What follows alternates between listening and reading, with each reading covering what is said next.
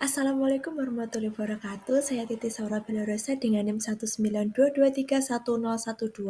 Pada kesempatan kali ini akan menjelaskan mengenai literatur review yang telah saya lakukan terhadap jurnal Influence of Health Promotion and Infant and Young Child Feeding Behavior by Mothers of Tutors. Berikut merupakan identitas jurnal yang saya gunakan, di mana judulnya yaitu Influence of Health Promotion on Infant and Young Child Feeding Behavior by Mothers of Tutors, yang diterbitkan pada tahun 2025. Penulisnya Rotwa Sumihar, di mana topik dari jurnal ini sangat relevan dengan isu gizi dan stunting pada balita di Indonesia. Penelitian ini bertujuan untuk mengetahui pengaruh promosi kesehatan terhadap perilaku pemberian makanan bayi dan anak atau PMBA yang biasa disebut juga dengan IYCF oleh ibu balita. Nah, subjek penelitiannya berjumlah 120 ibu dengan anak usia 6-24 bulan yang berdomisili di wilayah kerja Puskesmas plus Praubangun, di mana pengumpulan data dilakukan satu kali pengukuran dengan pendekatan cross-seksional sehingga tidak ada pengamatan yang berulang. Metode penelitian, di mana jenis penelitian yang digunakan adalah kuantitatif analitik dengan desain cross-seksional untuk melihat hubungan antara promosi kesehatan dan perilaku PMBA atau IYCF pada satu waktu. Kemudian sampel yang diambil itu menggunakan teknik purposive sampling dengan rumus Lovin dan tingkat kesalahan 5%. Kelebihan dari metode ini yaitu efisien, cepat, dan mampu menggambarkan hubungan antar variabel secara langsung. Namun, kekurangannya yaitu tidak bisa memastikan sebab akibat dan berisiko terjadi recall bias karena data berdasarkan ingatan responden.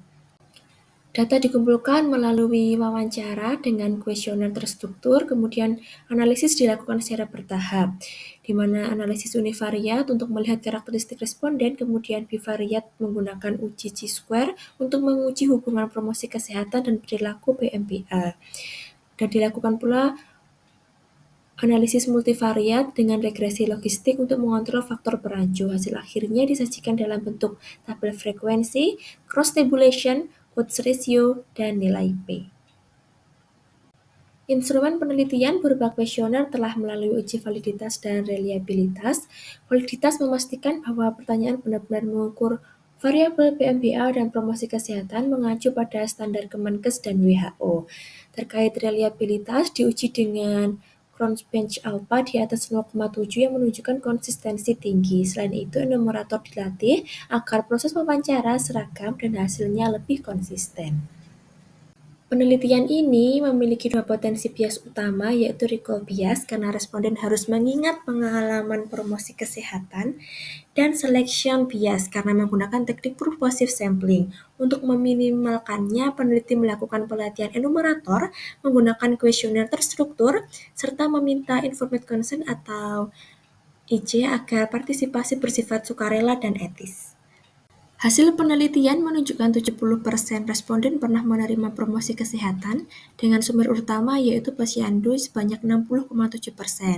Kemudian sebanyak 62,5% ibu menunjukkan perilaku PMBA atau IYCF yang baik, dan hasil uji statistik menunjukkan terdapat hubungan signifikan antara promosi kesehatan dan perilaku PMBA atau IYCF dengan nilai P sama dengan 0,0001.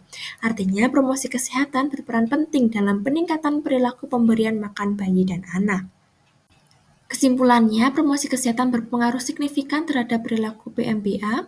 Ibu yang mendapat promosi kesehatan cenderung memiliki perilaku pemberian makan yang lebih baik. Untuk sarannya bagi tenaga kesehatan yaitu dapat memperkuat promosi di posyandu dan komunitas, serta meningkatkan literasi gizi ibu melalui media digital yang terpercaya. Implikasinya, promosi kesehatan menjadi strategi yang penting dalam pencegahan stunting dan peningkatan kualitas gizi anak di Indonesia.